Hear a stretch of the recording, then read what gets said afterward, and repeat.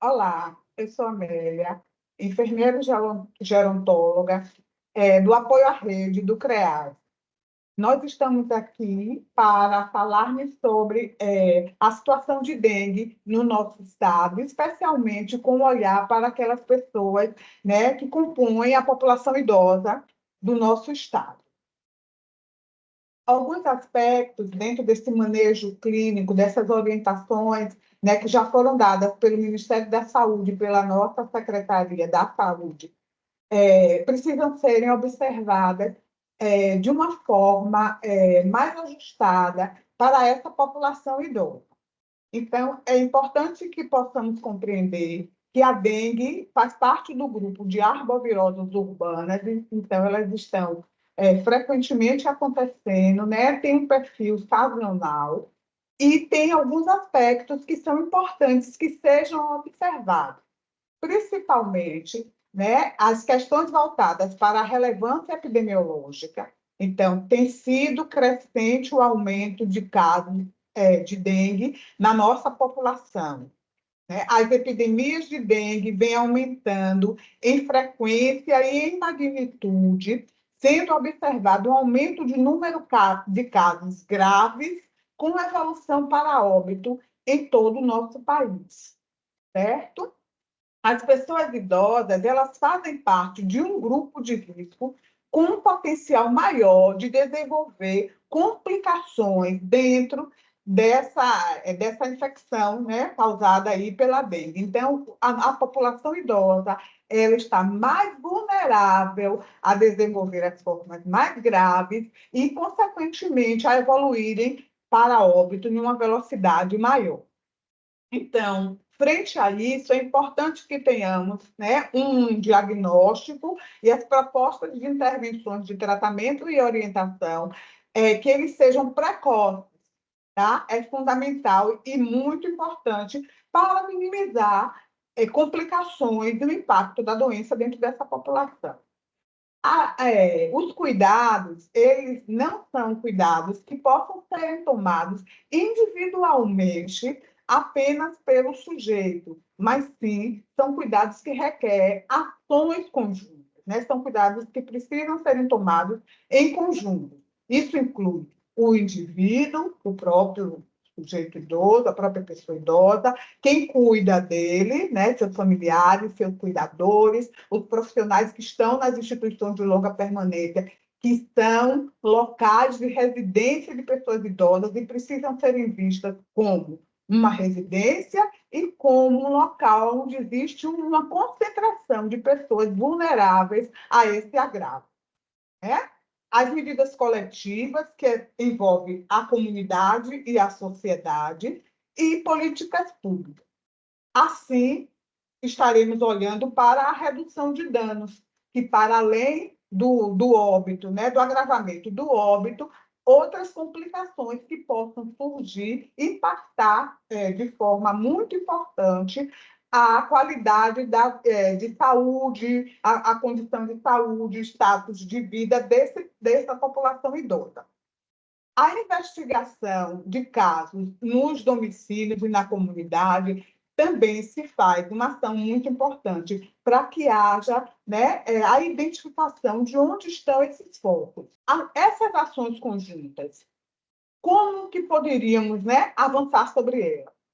Os cuidados com o ambiente, então é muito importante que campanhas, né, orientações, encontros, palestras, falas, o tempo todo estejam acontecendo para que as pessoas estejam atentas aos cuidados que precisam ter, né, para evitar os criadores dos mosquitos, né, para evitar os locais onde possa haver o desenvolvimento maior desse agravo. Então, essas medidas são medidas de conscientização da nossa população, e elas precisam estar nas comunidades, dentro das casas, das residências, dentro das ILPI, dentro das instituições que prestam cuidados e atendimento. É preciso se falar, é preciso se falar, se agir em relação a isso, né? Evitando esse ambiente. Reforçar adoções a adoção, desculpem, reforçar a adoção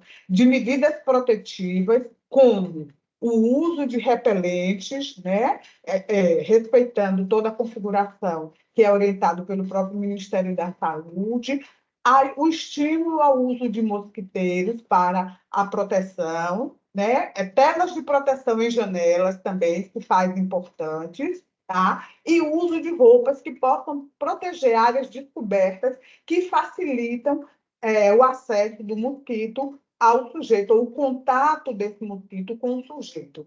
E agora nós contamos também com a vacinação, embora ela não foi aprovada ainda pela pessoa idosa, mas de um ponto de vista de cuidados coletivos com a população e com a sociedade, é muito importante isso. Fica aqui a lembrança de que todos precisam estar atentos à mudança do perfil daquele idoso que cuidamos. Isso vale para os cuidadores em LPI, isso vale para os cuidadores dentro do domicílio e para os cuidadores formais e profissionais que atendem essa população.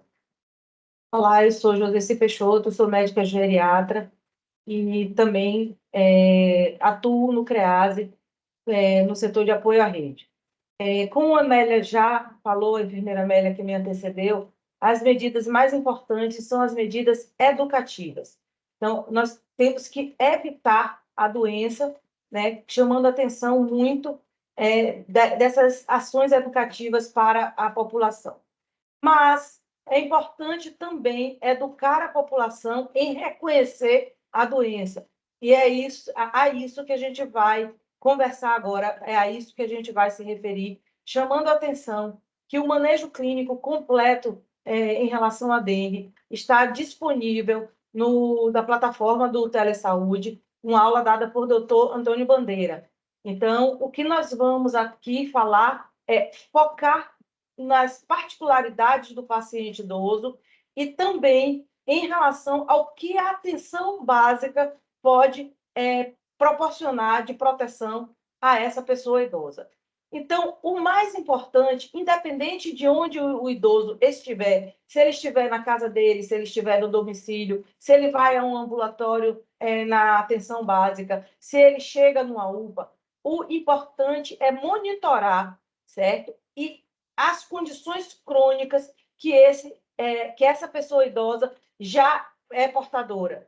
Então, dar atenção ao perfil clínico que essa pessoa idosa apresenta, né? Porque esse perfil clínico é ele que vai determinar a vulnerabilidade desse paciente, principalmente em relação à exacerbação dessas condições pré-existentes.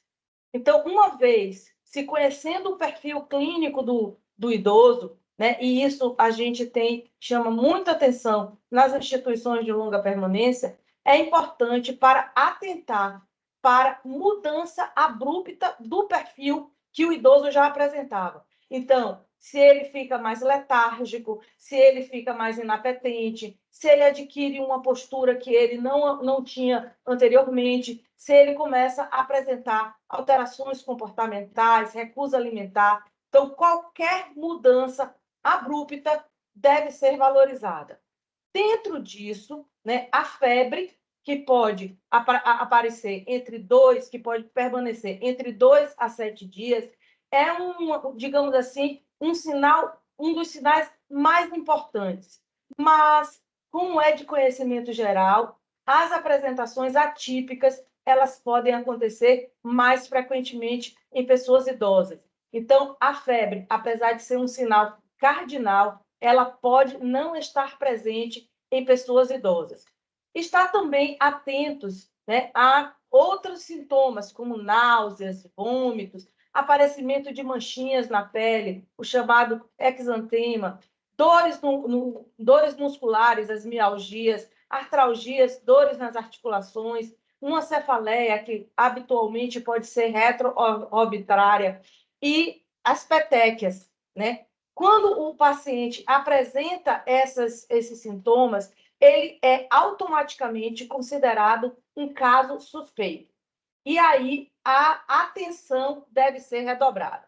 Se esse paciente ele evolui, né, com outros sintomas, como dor abdominal intensa, vômitos persistentes, desmaios, hipotensão postural, sangramentos de mucosa, especialmente mucosa oral, mucosa vaginal, né? Aparecimento de sangramento nas fezes, na urina, né? Uma intensa letargia, e a possibilidade no exame físico, né, de observação da possibilidade de derrame pleural, ascite, este paciente ele está apresentando sinal de alarme. Então, esse paciente deve ser conduzido imediatamente a uma unidade de saúde. E aqui, como nós estamos falando especificamente do paciente idoso, ele, mais uma vez, devemos chamar a atenção sobre as apresentações atípicas, né? Confusão mental, que é muito, uma emergência geriátrica, e isso reforça a necessidade de levar o paciente para uma unidade de saúde, para que o diagnóstico seja confirmado e o tratamento adequado seja instituído, né? Então, nesse caso, quando o paciente chega, a pessoa idosa chega na unidade de saúde, ele deve, né, receber um atendimento de uma anamnese muito bem feita e um exame físico também primoroso. Essa anamnese ela vai destacar as situações crônicas que o paciente já tinha, como eu já falei no início, e a evolução dessas situações crônicas frente a esse novo quadro que está se instalando. Dentro do possível, todo paciente chegando na unidade de saúde, ele deve utilizar ele deve realizar o hemograma, o NS1, que se houver também disponibilidade, que é um exame que tem uma boa sensibilidade, porém, se ele for negativo, ele não afasta a doença. Se ele for positivo, ele confirma, mas se ele for negativo, ele não afasta a doença. Outros exames, como o RT-PCR e o isolamento viral, se estiverem disponíveis, deve ser feito até o 5º dia da doença, né? E a partir do 6º dia, o ELISA, né? IgM, o dengue IgM, para a confirmação da doença, né? Dentro da especificidade do paciente idoso, né? Esses sintomas que eu acabei de falar, né? Que artralgia, mialgia, ele pode já ter essa situação cronicamente. Então, veja bem, esta é a complexidade do atendimento do idoso, porque muitas situações prévias, muitas doenças crônicas, elas funcionam como confundidoras de um possível diagnóstico de dengue. Portanto, vale a pena chamar a atenção mais uma vez que qualquer mudança abrupta, ele já tinha uma dor muscular, essa dor piorou, ele já tinha uma artralgia, ele piorou, ele já era letárgico, ele piorou, ele tem uma febre intermitente, uma febrezinha que apareceu e sumiu. É importante valorizar essas questões no indivíduo idoso. Bom, uma vez feito esse segundo passo, que é a busca do diagnóstico, o paciente tem que ser notificado. A notificação deve ser feita e, a partir daí, tentar estadiar em que momento da doença o paciente idoso está, né? Então, a depender deste estágio, as condutas serão tomadas, mas sempre, independente do estágio que o paciente esteja, as ações educativas, a explicação para ele, né? E aí a gente conta com outro fator confundidor, que muitos idosos são portadores de demência, né? E a capacidade de compreensão dele pode estar embotada por uma condição prévia, que é a demência. Então, esse paciente, né, mesmo que ele não possa entender, o cuidador, o acompanhante, ele deve ser educado nesse sentido. Por quê? Porque o tratamento, em qualquer fase da doença, mais importante é a hidratação.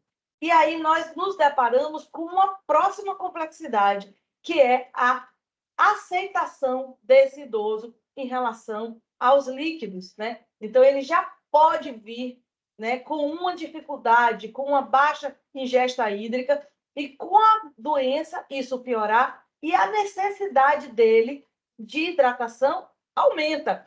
Então, frente a essa complexidade, é importante a gente entender, né, que devemos utilizar meios para que este idoso, se ele estiver bem, estável clinicamente, né, sem sinais de alarme, que ele possa ser seduzido a hidratar. Então, saborizar a água, oferecer líquidos, que não só água, embora a gente saiba que a água é mais importante, né, chás, né, sucos, para que ele possa ser hidratado devidamente. E caso o paciente ele tenha sinais de alerta, a gente já falou que ele deve ser encaminhado à unidade de saúde, e se ele se encontrar no grupo C e D, ele deve ser internado, tá certo? Existem observações importantes que, antes da gente falar especificamente no estadiamento da doença, em relação ao paciente idoso, este paciente que está com sintomas, que se tornou um caso suspeito, ele deve ser mantido em observação. Se ele está na unidade de saúde, certo? A depender de como essas doenças crônicas estejam, né, como o perfil dele está no momento, ele não deve ser, em hipótese alguma, liberado para retornar ao domicílio ou à instituição de longa permanência. Porém, os que estão com sintomas leves, que têm capacidade de compreender, que podem aderir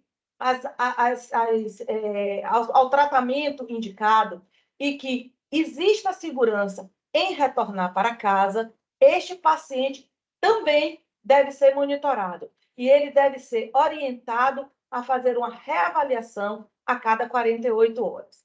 Né? Então, o que fazer, então, com os medicamentos que ele já toma, certo? Porque ele pode estar recusando, porque pode estar sendo difícil de administrar. Dentro do possível, as medicações para as doenças crônicas, elas devem ser mantidas, exceto, né, casos de anticoagulantes, né? O que é que a gente deve fazer em relação ao AS, ao anticoagulante que o paciente já toma sistematicamente? A gente deve pesar o risco-benefício. O que é mais risco para ele? Manter aquela medicação naquele momento, porque o risco de sangramento dele é muito grande, ou manter a medicação, porque o risco na suspensão pela doença que motivou o uso da medicação é mais importante. Então, nós não temos uma fórmula, né, para dizer suspenda o AS, suspenda os outros anticoagulantes. O ideal, né, se o paciente está usando o AS, é suspender, mas a gente tem que pesar o risco e o benefício. Né? Devemos usar corticoide, né?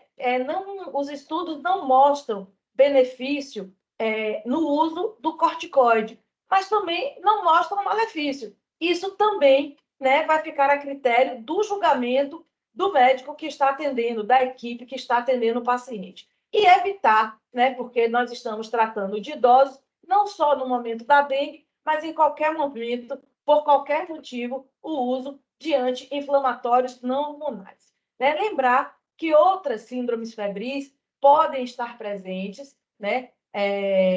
A gente pode estar diante de uma outra doença que não a dengue, porém é de suma importância no momento no momento endêmico que este pensamento esteja ligado na dengue. Então, chegou com febre, este diagnóstico deve sempre permear a hipótese do médico. E se deve sempre permear a hipótese do médico, esse paciente automaticamente já é considerado um paciente para monitoramento.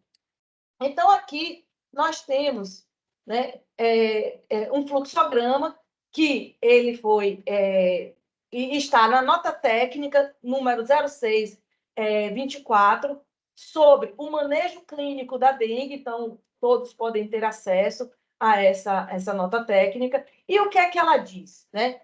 Então, tudo que a gente já falou aqui, o paciente com suspeita de dengue, ele deve ser monitorado, a gente deve ficar atentos aos sinais de alarme ou não. Né? Se ele não tiver sinais de alarme, ou ele vai estar no grupo A ou no grupo B. Se ele tiver sinais de alarme, ele deve ser estratificado ou no grupo C ou no grupo D. Nós vamos focar mais no grupo A e no grupo B. O grupo A é aquele paciente que tem a suspeita da doença, ele não tem sinais de alarme, ele não tem uma condição especial, ele não tem risco social e ele não tem comorbidades. Então, é um grupo que os nossos idosos não se enquadram.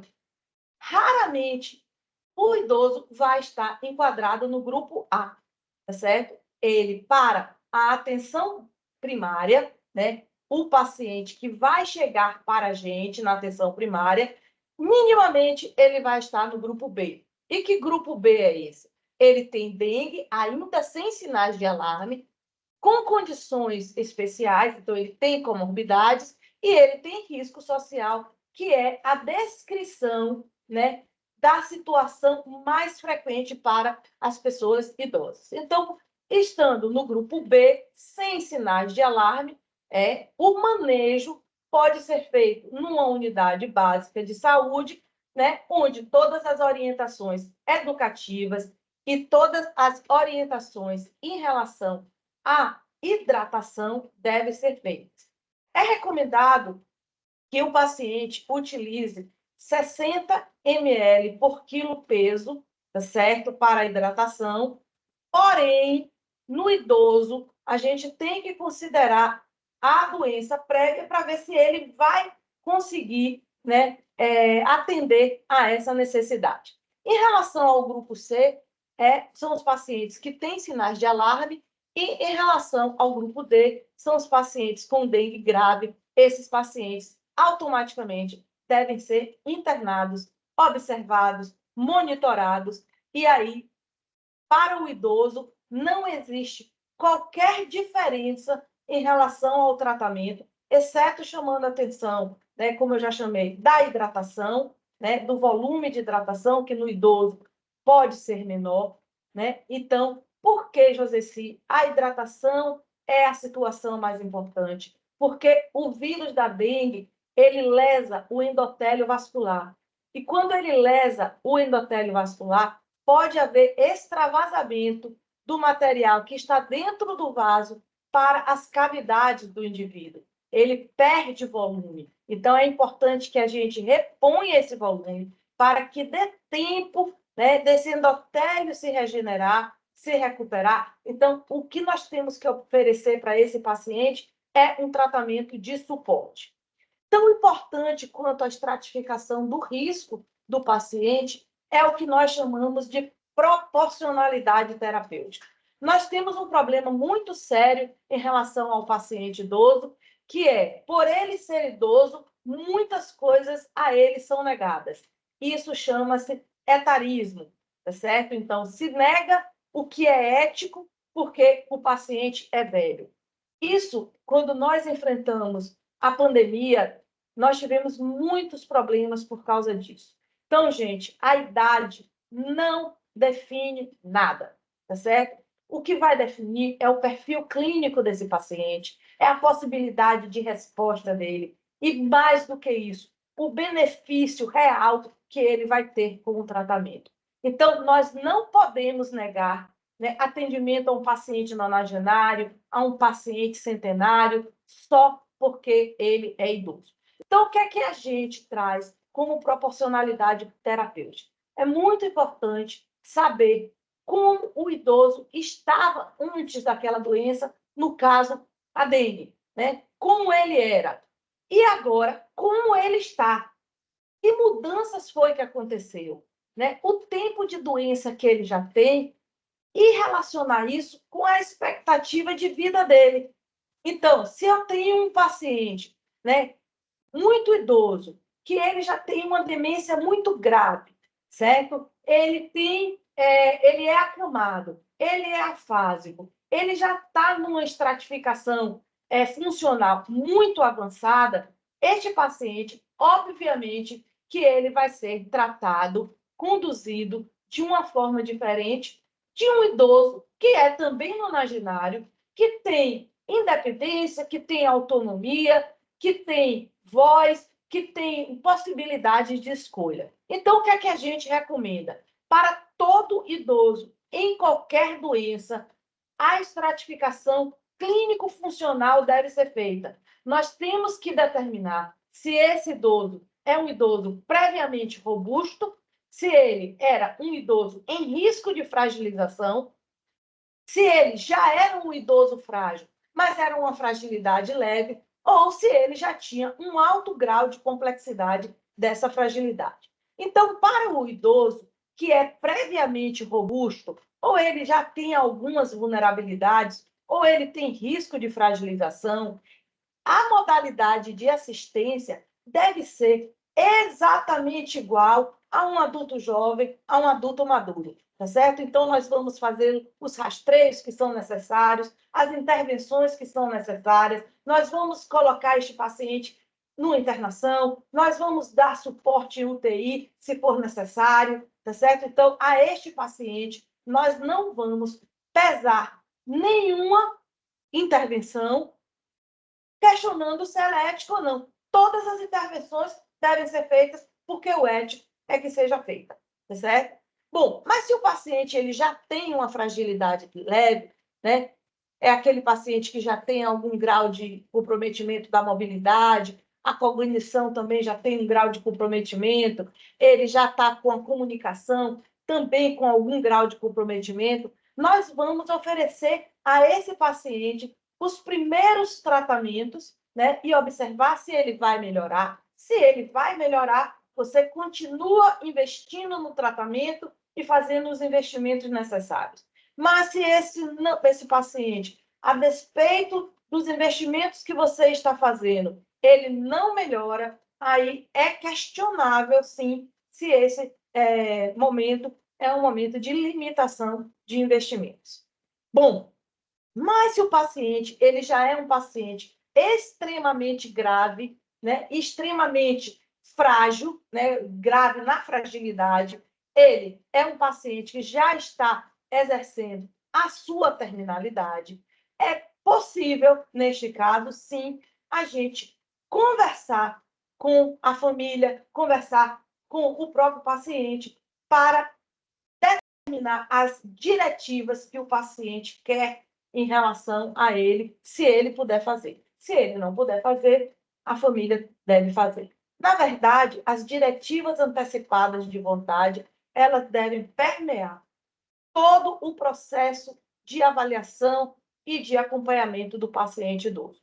Então, como nós estamos no momento de aumento de casos de dengue, né? E cada vez, como a Amélia chamou a atenção, essas epidemias estão se tornando mais frequentes e com impactos cada vez maiores, né, no ponto de vista de morbidade e no ponto de vista de mortalidade, é importante que fiquemos muito atentos aos nossos idosos, né? E já instituir como rotina uma hidratação boa para este idoso, porque se ele vier a ter uma dengue, ele já estando hidratadinho, vai ser mais fácil da gente conduzir este paciente. Então, para finalizar, a gente gostaria de deixar aqui essa mensagem final, tá certo? Que o idoso, qualquer mudança no quadro clínico dele, ele deve ser monitorado.